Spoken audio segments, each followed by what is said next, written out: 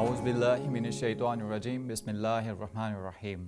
رب اشرح لی صدری ویسر لی امری واحلل عقدۃ من لسانی یفقہوا قولی۔ اے میرے رب میرا سینہ کھول دے اور آسان کر دے میرا کام، اور میری زبان کی گرہ کھول دے کہ سمجھ سکے میری بات۔ السلام علیکم ناظرین، میں ہوں عمران خان، پروگرام صبح عظیم کا میزبان۔ آپ کو اس پروگرام میں خوش آمدید کہتا ہوں۔ ہماری دعا ہے کہ ہماری ہر صبح کا آغاز اللہ تعالیٰ کے عظیم اور بابرکت نام سے ہو، اور ہماری ہر شام بھی صبح عظیم کی طرح عظمت سے اختتام پذیر ہو، آمین۔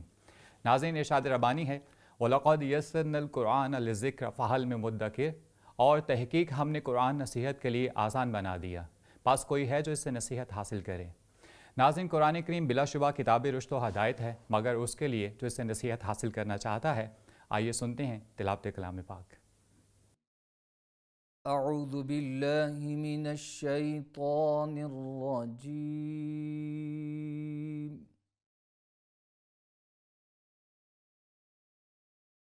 بسم اللہ الرحمن الرحیم،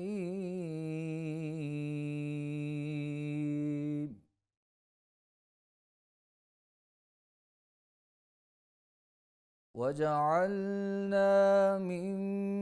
بَيْنِ أَيْدِيهِمْ سَدًّا وَمِنْ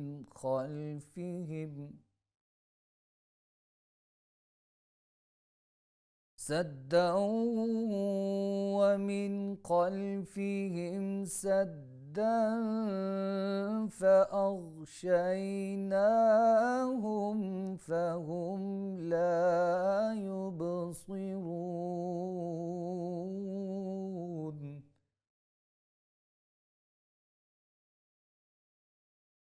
وَسَوَاءٌ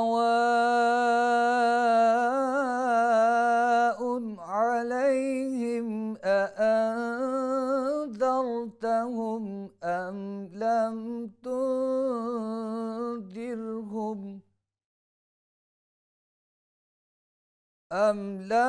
تُنذِرْهُمْ لَا يُؤْمِنُونَ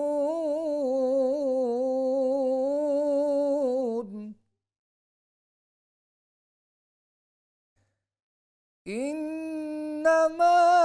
تُنذِرُ مَنِ اتَّبَعَ الذِّكْرَ وَخَشِيَ الرَّحْمَنَ بِالْغَيْبِ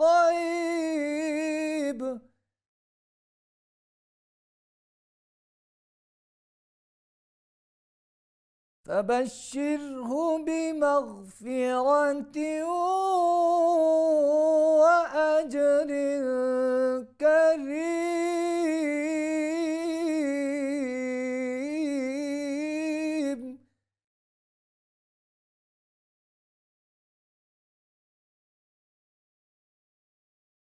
إِنَّا نَحْنُ نُحْيِي الْمَوْتَى ونكتب ما قدموا وآثارهم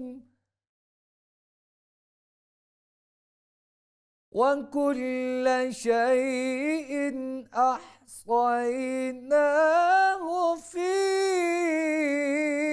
إمام مبين۔ إِنَّا نَحْنُ نُحْيِي الْمَوْتَى وَنَكْتُبُ مَا قَدَّمُوا وَآثَارَهُمْ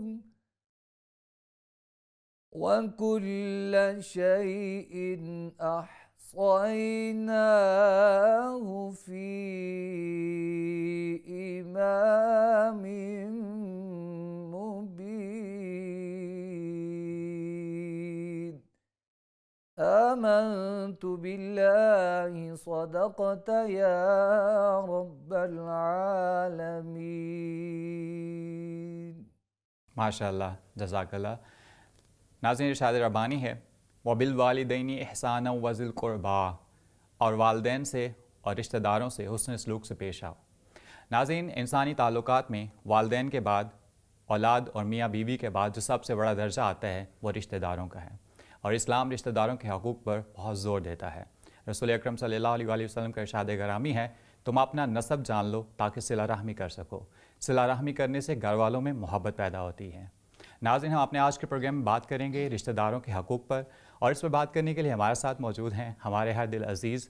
پروگرام صوبہ عظیم کے روح رواں اور ہمارے مستقل مہمان پروفیسر ڈاکٹر محمد عظیم فاروقی صاحب۔ آپ عرصہ 4 دہائیوں سے پاکستان کے مختلف جامعات میں درس و تدریس کے حوالے سے اپنی خدمات سے انجام دے رہے ہیں۔ آپ ایک مستند علمی اور روحانی شخصیت کے طور پر جانے جاتے ہیں۔ ہمارے آج کے دوسرے مہمان ہیں جناب سید کلیم حسین شاہ صاحب۔ آپ انٹرنیشنل اسلامک یونیورسٹی میں بطور وزٹنگ فیکلٹی اپنی خدمات سے انجام دے رہے ہیں۔ ناظرین، ہم بلا تاخیر سوالات کی جانب بڑھتے ہیں۔ ڈاکٹر صاحب، آپ سے ہمارا آج کا پہلا سوال یہ ہے، قرابت داروں سے ہم کیا مراد لیتے ہیں اور اس کے ضمن میں کون کون سے لوگ آتے ہیں؟ بسم اللہ الرحمن الرحیم۔ شکریہ عمران خان صاحب۔ یہ قرآن پاک کی اصطلاح ہے جس کے لیے قربا کا لفظ قرآن نے استعمال کیا۔ ذی القربا کا بھی ہے، جو قرابت دار ہیں، جو رشتے دار جس کو ہم اردو میں کہتے ہیں۔ قرآن پاک میں اللہ تعالیٰ فرماتے ہیں کہ قُلْ لَا أَسْأَلُكُمْ عَلَيْهِ أَجْرًا إِلَّا الْمَوَدَّةَ فِي الْقُرْبَى۔ اے میرے محبوب صلی اللہ علیہ وآلہ وسلم، انہیں کہو کہ میں تم سے کوئی صلہ نہیں مانگتا جو میں نے خدمت سر انجام دی ہے، مگر جو قرابت دار ہیں، میرے عزیز و اقربا ہیں، ان کے ساتھ تم مودت کرو۔ تو وہاں قربا کا لفظ اللہ کریم نے استعمال کیا۔ پھر جب دوسری جگہ ارشاد ہوا کہ یسألونک ماذا ینفقون قل ما انفقتم فللوالدین والاقربون۔ آپ سے پوچھتے ہیں کہ ہم اللہ کی راہ میں کیا خرچ کریں،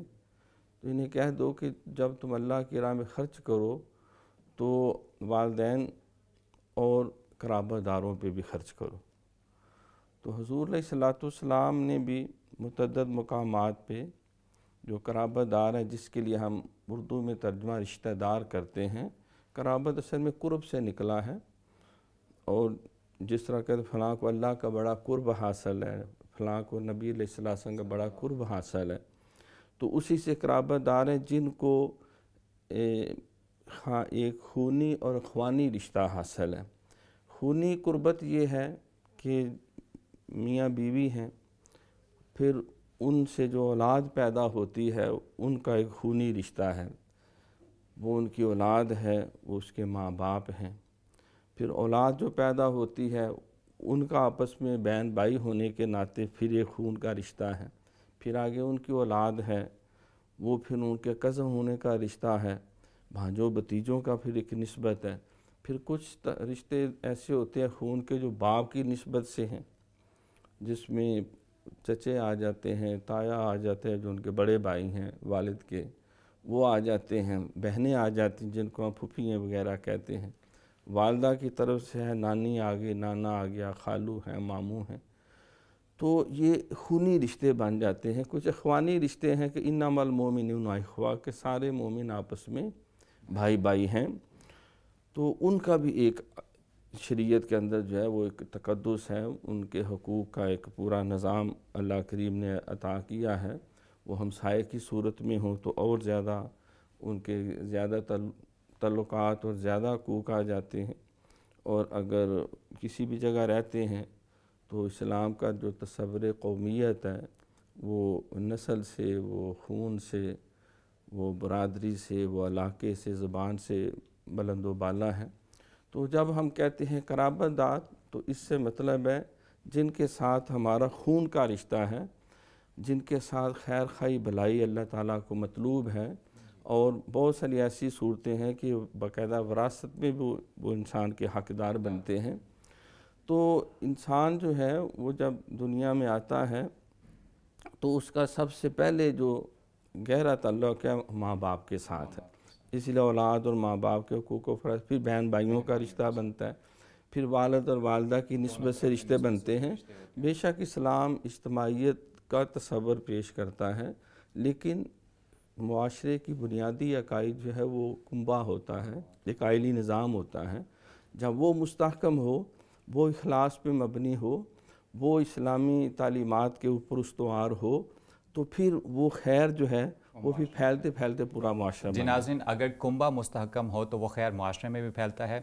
قرابت داروں کے بارے میں قرآن و حدیث میں ہمیں کیا پیغام ملتا ہے، اس پہ بات ہم اپنے دوسرے مہمان سے کرتے ہیں۔ سید کلیم حسن شاہ صاحب، آپ سے ہمارا سوال یہ ہے کہ رشتہ داروں کے بارے میں قرآن و حدیث میں کیا تعلیمات و احکامات ملتے ہیں؟ بسم اللہ الرحمن الرحیم۔ سب سے پہلے تو آپ کو بہت شکریہ۔ جہاں تک قرآن و حدیث میں رشتہ داروں کے حقوق کے تحفظ کا یا ان کی ادائیگی کے حکم کی بات ہے، تو قرآن پاک نے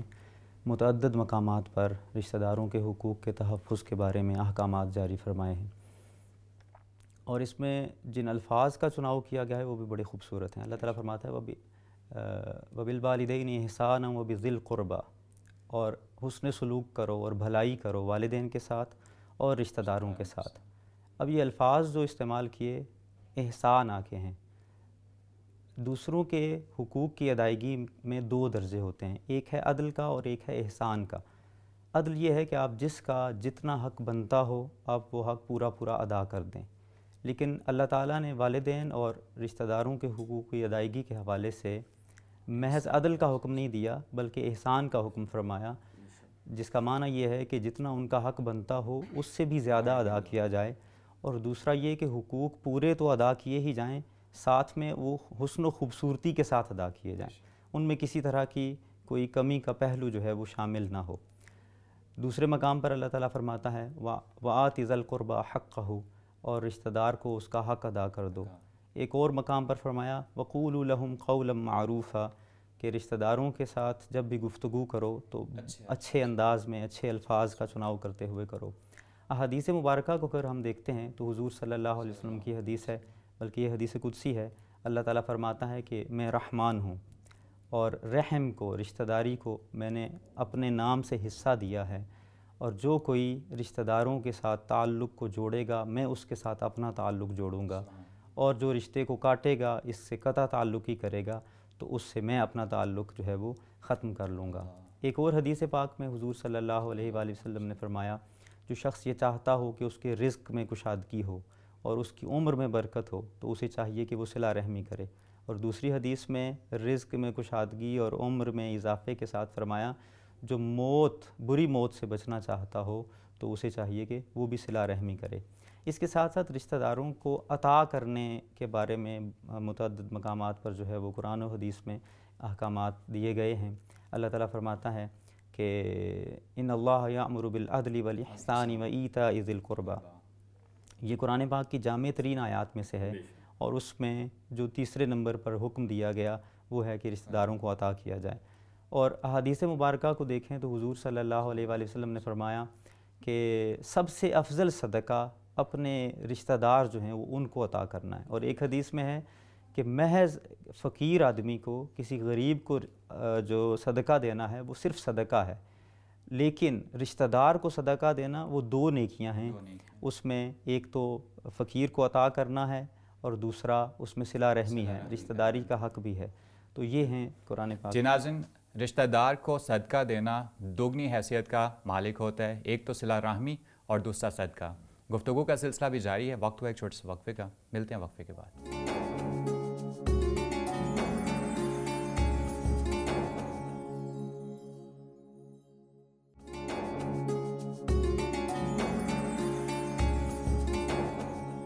ناظرین، وقفے کے بعد آپ کو دوبارہ خوش آمدید کہتے ہیں۔ بات ہو رہی تھی صلہ رحمی پر، رشتہ داروں کے حقوق پر، اپنی بات کو آگے بڑھاتے ہیں۔ ڈاکٹر صاحب سے ہمارا اگلا سوال یہ ہے، ایسی کیا وجہ ہے کہ رشتہ داروں کو اسلام میں اتنی اہمیت دی گئی ہے؟ دیکھیے، اسلام کا پہلا بنیادی جو نعرہ ہے وہ امن و سلامتی ہے۔ جب ہم کہتے ہیں مسلم، المسلم من سلم المسلمون من لسانہ و یدہ، جب ہم کہتے ہیں مومن تو اس کا مادہ بھی امن ہے، اور یہ فرمایا کہ المومن للمومن حرام مالہ دامہ و عرضہ، ایک مومن کا جان مال عزت دوسرے کے لیے حرام ہے۔ تو امن اور سلامتی یہ اوڑھنا بچھونا ہے، تو یہ کوئی غیر مرئی چیز نہیں ہے کہ ہوا کے اندر جو ہے یہ امن اور سلامتی ہوگا۔ یہ رشتوں کے اندر جب توازن رکھا جائے گا، جب حضرت داتا گنج بخش علی جویری رحمۃ اللہ علیہ سے پوچھا گیا کہ عدل کیا ہے، تو آپ نے فرمایا کہ عدل یہ ہے کہ کسی شے کو اس کے صحیح مقام پہ رکھنا جو اس کا درجہ ہے، اور کسی شے کو اس کے اصل مقام پہ نہ رکھنا یہ ظلم ہے۔ بھئی ایک ماں کا درجہ ہے، ایک باپ کی درجہ ہے، ایک بیٹی کی حیثیت ہے، ایک بیٹے کی حیثیت ہے، ایک دادے کی ہے، دادی کی ہے، نانی کی ہے، نانے کی ہے، بہن بھائیوں کا ہے، ایک ہمسائے کا ہے، رشتہ داروں کا ہے۔ تو وہ عدل اور انصاف کے تقاضے تب پورے ہوتے ہیں کہ جب ان رشتوں کے اندر جو ہے وہ یہ ساری چیزیں عملی طور پہ نظر آئیں۔ تو عدل و انصاف، امن و سلامتی، معاشی خوشحالی، معاشرتی استحکام اور صحیح طور پر اسلامی تعلیمات اور اسلامی اقدار کا فروغ، یہ ساری چیزیں جو ہیں یہ معاشرے میں تب پیدا ہوتی ہیں جب اس کی بنیادی اکائی جو ہے، جس کو ہم کنبہ کہتے ہیں، خاندان کہتے ہیں، جب ایک خاندان کے اندر جس میں میاں بیوی ہیں، جس میں ان کے بچے ہیں، یعنی ماں باپ بھی ہیں، اولاد بھی ہے، اور پھر ان کا ایک پورا کنبہ ہے، آگے بہن بھائی ہیں، ان کے ماموں خالہ پھوپھی ہیں، تو جب وہاں جو ہے ایک خوشگوار ماحول ہوگا، وہاں ایک معاشرتی استحکام ہوگا، وہاں پہ ایک اسلامی جو نظام معیشت ہے اس کا فروغ ہوگا، جب وہاں پہ رشتوں کا تقدس ہوگا، وہاں ایک دوسرے کے ساتھ اظہار، قربانی، اور وہاں جو ہے ان کے آپس میں تعلقات کے اندر جو ہے وہ رواداری ہے۔ سرکار نے فرمایا کہ من لم یرحم صغیرنا ولم یوقر کبیرنا فلیس منا، جو ہمارے بڑوں کی عزت نہیں کرتا، چھوٹوں پہ شفقت نہیں کرتا، وہ ہمیں سے نہیں۔ اب یہ گلی محلے میں جا کے تو پہلے تو گھر سے یہ عمل شروع ہوگا، تو اس وجہ سے شریعت نے بہت زیادہ زور دیا۔ سب سے پہلے انسان کا جن سے تعلق ہے اس کے والدین، تو ان کو بہت ہائی سٹیٹس دیا، جیسا کہ آپ نے ڈاکٹر صاحب نے انہوں نے بھی آیت مبارکہ پڑھی کہ اللہ نے حکم دیا کہ ان کے معاملے میں عدل نہیں، احسان کرنا، وَبِالْوَالِدَيْنِ احسانہ، اور اسی وہی احسان وَبِذِي الْقُرْبَى، قرابت داروں کے ساتھ بھی، یعنی جو اخلاص اور محبت اگر ماں باپ سے محبت ہے تو یقینی طور پر جو ہے وہ ان کے ماں باپ سے بھی محبت کی متقاضی ہے۔ اگر آپ کو اولاد سے محبت ہے، ماں باپ سے محبت ہے، تو ان کے بچوں سے بھی محبت ہونی چاہیے، یعنی بہن بھائیوں کا بھی آپس میں، ان کے لیے تو سارے یکساں ہیں۔ تو اس طرح اسلام کا جو ایک وسیع امن کا پروگرام ہے، خوشحالی کا نظام ہے، اور پورا معاشرہ جو ہے وہ ایک وحدت میں پرونے کا جو تصور ہے وہ تبھی ہوگا جب ایک کنبہ آپس میں وحدت میں پرویا ہوا ہے، اللہ رسول کی اطاعت کے ساتھ وہ زندگی گزار رہا ہے، کیونکہ گھر جو ہے ماں کی گود بچے کی پہلی درسگاہ ہوتی ہے۔ تو اگر وہاں اس کی اچھی تربیت ہو جائے کہ بڑوں کا احترام، چھوٹوں پہ شفقت اور مل جل کے رہنا، ایک دوسرے کا رواداری، دیکھو یہاں جوائنٹ فیملی سسٹم ہے، وہاں بچوں کو زیادہ کیئر ملتی ہے۔ جہاں سنگل فیملی سسٹم ہے، بعض کے بچے وہ دادے کی محبت، وہ نانی کی محبت، وہ خالہ اور ماموں اور چندہ ماموں کے جو ہمیں تصورات ملتے ہیں، وہ بیچارے ان سے جب محروم رہتے ہیں تو ان کی پرسنالٹی اور شخصیت میں وہ کمی رہتی ہے، اور جب وہ معاشرے میں جاتی ہے وہ کمی، تو وہ سارا معاشرہ اس سے متاثر ہوتا ہے۔ ناظرین، دنیا میں رہتے ہوئے انسان کو ہر لمحہ کسی نہ کسی رشتہ یا تعلق کی ضرورت ہوتی ہے۔ ایسے میں اس تعلق کی ضرورت کو پورا کرنا بلا شبہ اپنی ضرورت پوری کرنا ہے، کیونکہ کہا جاتا ہے دنیا مکافات عمل ہے، یہاں جو کرو گے وہی بھرو گے۔ اسی ضمن میں اپنا اگلا سوال لے کے ہم اپنے اگلے مہمان کی جانب بڑھتے ہیں۔ شاہ صاحب، آپ سے ہمارا اگلا سوال یہ ہے، ہمارے ہاں وقت کے ساتھ ساتھ رشتوں کے احساس میں کمی کیوں آتی جا رہی ہے؟ دیکھیے، اس وقت ہم جس دور سے گزر رہے ہیں وہاں کوئی ایک پہلو جو ہے اس میں کمزوریاں نہیں آ رہی، بلکہ عمومی طور پر ہمارے رویے بگاڑ کا شکار ہیں۔ تو جہاں اور بہت ساری خرابیاں ہیں، اسی میں ہم رشتہ داروں کے حقوق کی ادائیگی میں بھی کوتاہی کر رہے ہیں۔ اس کے اسباب بہت سارے ہیں، ان میں اولین جو سبب ہے وہ میں کہوں گا کہ لا علمی اور جہالت ہے۔ ہمیں ادراک ہی نہیں ہے کہ کس رشتے کا کون سا حق ہے اور اس کی ادائیگی کے کیا کیا تقاضے ہیں، اور اس میں یہ بھی دیکھنے کی بات ہے کہ دین کے موضوعات ہیں یہ، جس میں انسانوں کے باہمی جو تعلقات ہیں ان کو خوبصورت طریقے سے ادا کرنے کی تلقین کی جاتی ہے۔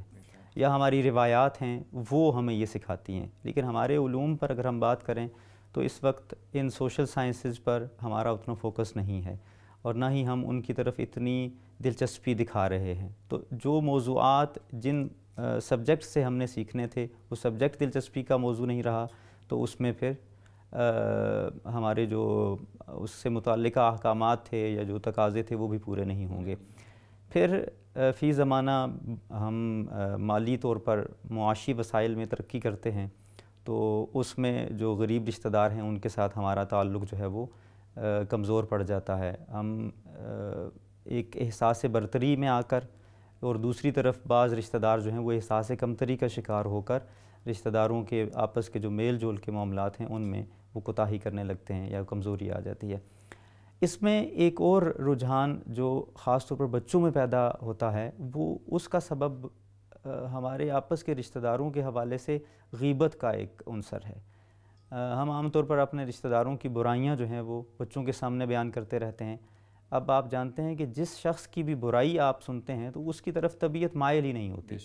اس کے برعکس جن لوگوں کی اچھائیاں آپ کے سامنے بیان کی جا رہی ہوں ان کی طرف ہم مائل ہوتے ہیں. اس سے بھی بڑھ کر ہمارا ذاتی رویہ جو ہے وہ بچوں کو متاثر کرتا ہے.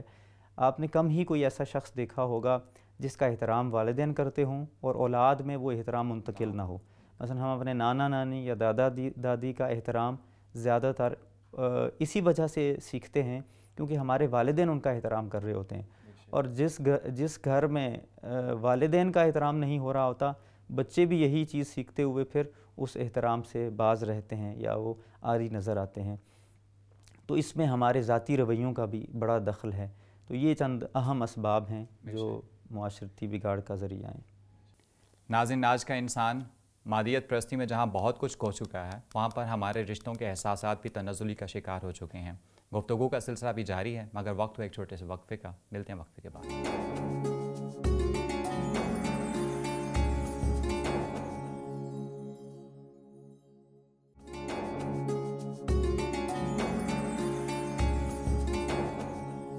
قوت عشق سے ہر پست کو بالا کر دے، دہر میں اس میں محمد سے اجالا کر دے. ناظرین، وقفے کے بعد آپ کو دوبارہ خوش آمدید کہتے ہیں. پروگرام کا سلسلہ بھی جاری ہے مگر وقت ہوا ہے نعت رسول مقبول صلی اللہ علیہ وآلہ وسلم کا. آئیے سنتے ہیں آج کا نعتیہ کلام. مجھے در پہ پھر بلانا مدنی مدینے والے، مجھے در پہ پھر بلانا مدنی مدینے والے.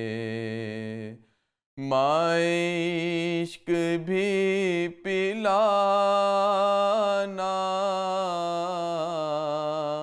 مائے عشق بھی پلانا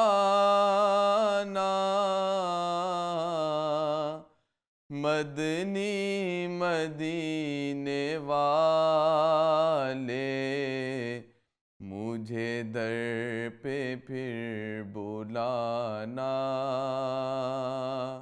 مدنی مدینے والے. میرے سب عزیز چھوٹے سبھی یار بھی تو روٹھے،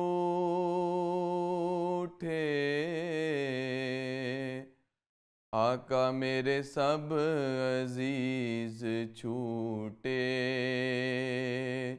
سبھی یار بھی تو روٹھے،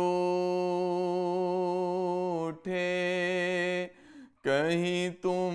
نہ روٹھ جانا کہیں تم نہ روٹھ جانا مدنی مدینے والے، مجھے در پہ پھر بلانا مدنی مدینے والے. میں اگرچہ ہوں کمینہ ہوں تیرا شہ مدینہ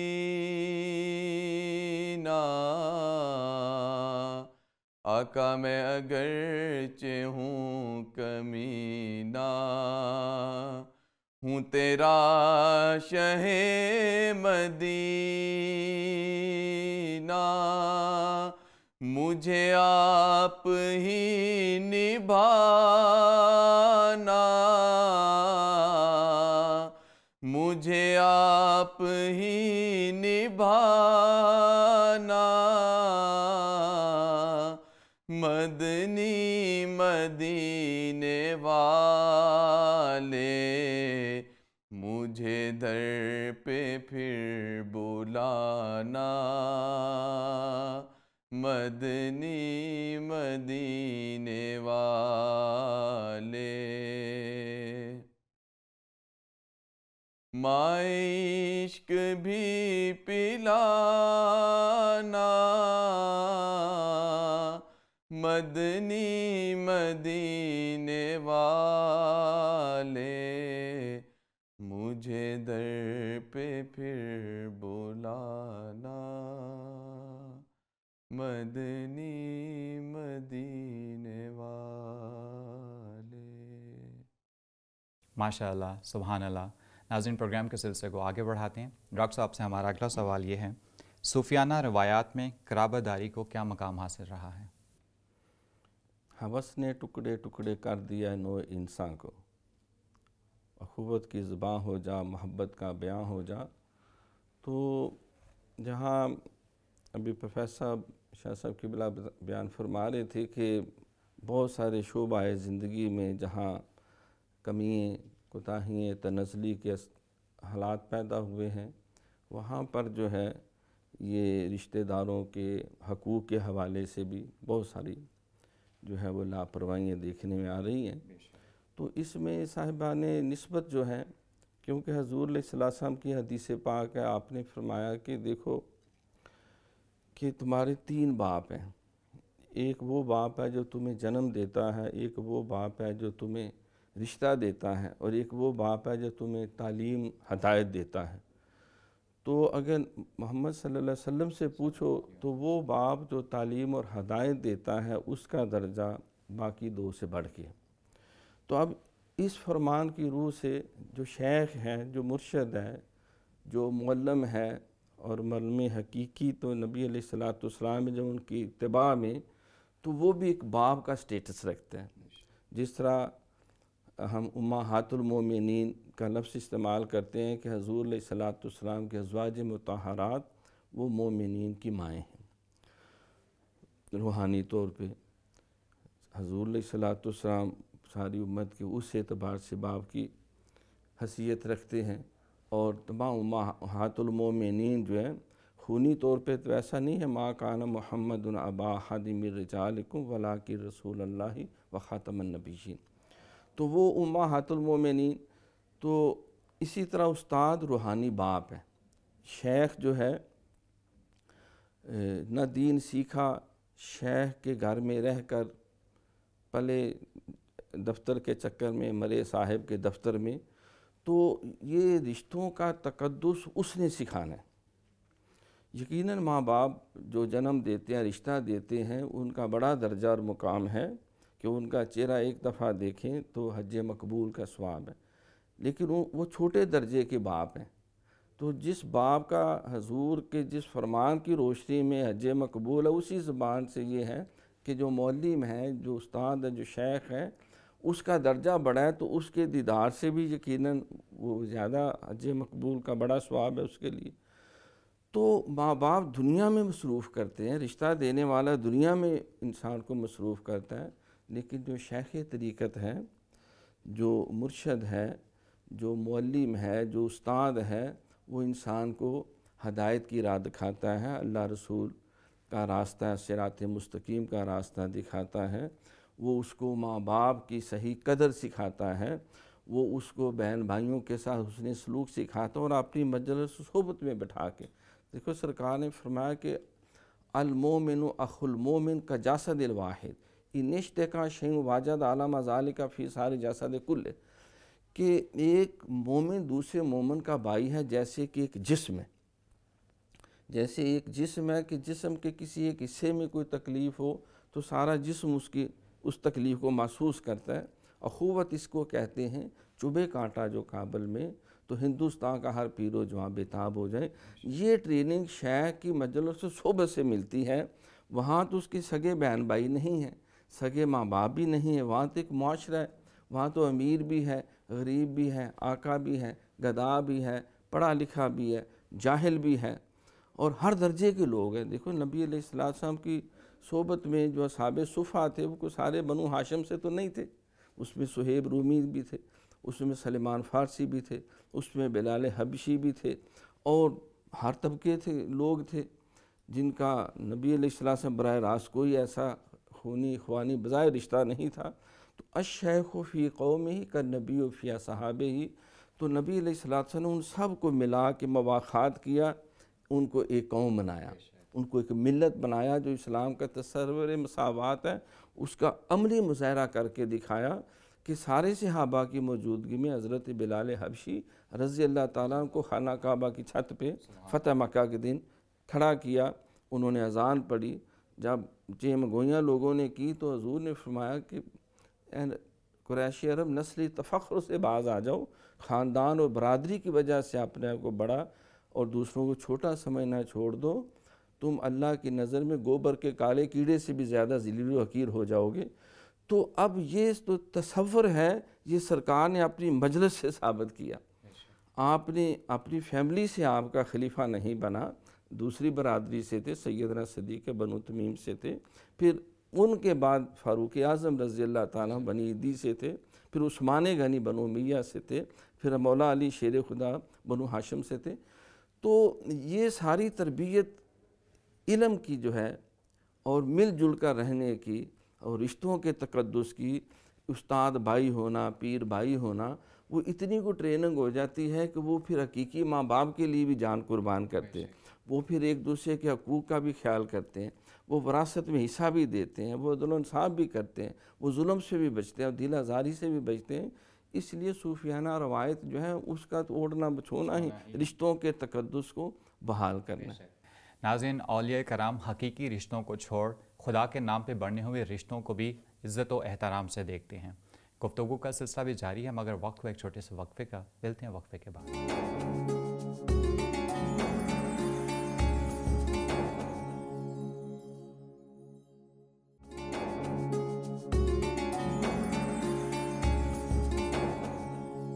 ناظرین، وقفے کے بعد آپ کو دوبارہ خوش آمدید کہتے ہیں، پروگرام کے سلسلے کو آگے بڑھاتے ہیں۔ اپنے آخری سوال کی جانب چلتے ہیں جو کہ ہمارا اپنے دونوں معزز مہمانان گرامی سے ہوتا ہے۔ آج کا آخری سوال ہے، نوجوان نسل میں رشتوں کے احساس کو کیسے اجاگر کیا جا سکتا ہے؟ شاہ صاحب آپ پلیز۔ جیسا کہ ہم نے چند اسباب رشتوں اور تعلقات میں جو حقوق کی ادائیگی کا سلسلہ ہے اس میں جو رکاوٹیں ہیں ان کے حوالے سے ذکر کیا تھا، انہی اسباب و محرکات کا جب تک ہم سد باب نہیں کرتے اس وقت تک ہم رشتوں کے حقوق کی ادائیگی جو ہے اس کو یقینی نہیں بنا سکتے۔ تو سب سے پہلے تو یہ ضروری ہے کہ جو اخلاقی برائیاں ہمارے مزاجوں میں سرایت کر گئی ہیں ان کو دور کیا جائے، جیسے کہ حسد ہے، غیبت ہے اور دوسرے اس طرح کے جو جذبات ہیں ان کو ختم کیا جائے۔ اس کے ساتھ ساتھ یہ بھی ضروری ہے کہ ہم دینی تعلیمات کا ابلاغ کریں کہ قرآن و حدیث میں ہمیں کس قدر رشتہ داروں کے حقوق کی ادائیگی کا پابند بنایا گیا ہے، تو اس کی ادائیگی کرتے ہوئے اللہ کے حکم کے طور پر ہم رشتوں کے حقوق کا تحفظ کر سکیں گے۔ اور اس میں دو پہلو جو بچوں میں خاص طور پر رشتوں کے حقوق کا تصور اجاگر کرنے کے حوالے سے ہے، وہ یہ ہے کہ ہم اپنی ذات سے عملی مثال بنیں، ہم رشتوں کا احترام کر کے بچوں کو دکھائیں۔ جب ہم خود بچوں کے سامنے اپنے دوسرے اعزاء و اقرباء کا احترام کریں گے اور ان کے ساتھ حسن سلوک کریں گے تو یہ روایت بچوں میں منتقل ہو جائے گی۔ بے شک۔ ڈاکٹر صاحب آپ سے میرا سوال یہ ہے کہ کیا یہ صرف مادیت پرستی ہے یا اسلامی روایات سے دوری ہے، کیا اس کی کوئی اور بھی وجہ ہے کہ جو ہمارے رشتوں کے تنزلی کا شکار ہو رہے ہیں ہمارے آج کے رشتے؟ بتانے رنگ و خوں کو توڑ کر ملت میں گم ہو جا، نہ ایرانی رہے باقی، نہ تورانی نہ افغانی، چین و عرب ہمارا، ہندوستان ہمارا، مسلم ہے ہم وطن ہے سارا جہاں ہمارا،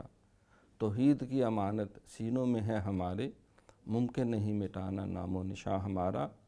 باطل سے دبنے والے آسمان نہیں ہم، 100 بار کر چکا ہے تو امتحان ہمارا، سالار کارواں ہے میر حجاز اپنا، ہوتا ہے زیادہ پیما پھر کارواں ہمارا۔ تو نوجوان یہ ایک ریڑھ کی ہڈی ہے معاشرے کے لیے، تو ان کے اندر رشتوں کا تقدس، جیسا شاہ صاحب قبلہ فرما رہے تھے کہ وہ دینی تعلیم سے، دیکھو توحید کا جو تصور ہے، بازو تیرا توحید کی قوت سے قوی ہے، اسلام تیرا دیس ہے تو مستضعف ہے، اللہ پہ جب ایمان ہوگا تو الخلق و یال اللہ،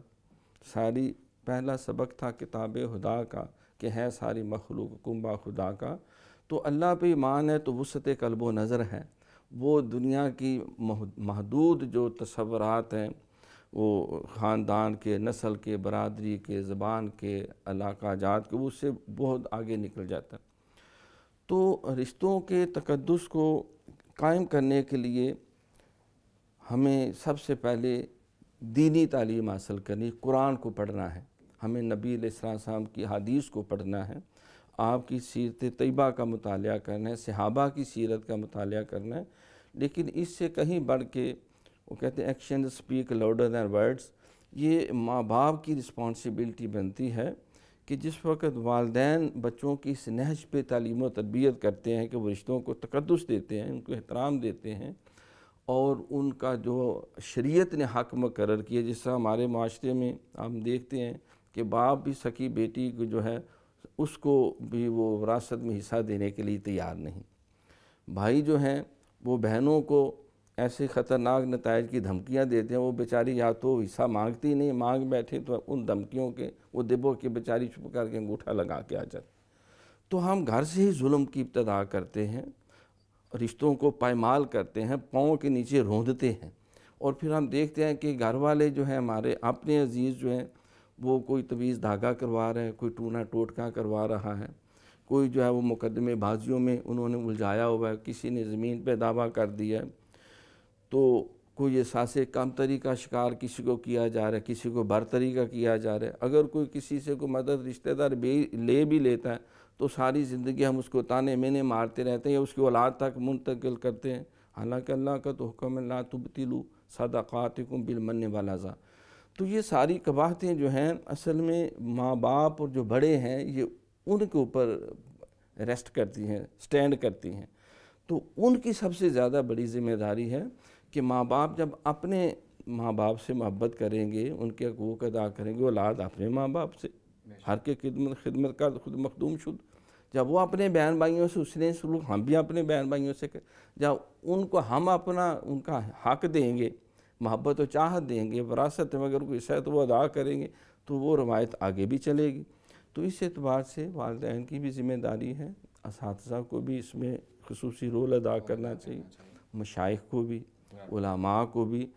اور حکومتی اداروں کو بھی چاہیے کہ وہ اس طرح کی جو بے اعتدالیاں، خاص طور پہ مقدمات جو ہیں جو اہم بے جات طول پکڑتے ہیں، اور یہ جو تو وراثت کے حقوق کے حوالے سے اور اسلام میں یہ آگ کرنے کا کوئی تصور نہیں ہے، تو وہ غیر اسلامی قوانین جہاں ہیں وہ بھی ان کے مد مقابل قرآن و سنت کے مطابق تعلیمات، احکامات ان کو قانونی شیلٹر دیں، تو انشاءاللہ تعالی رشتوں کا تقدس جو ہے وہ حقیقی روح کے ساتھ بحال ہوگا۔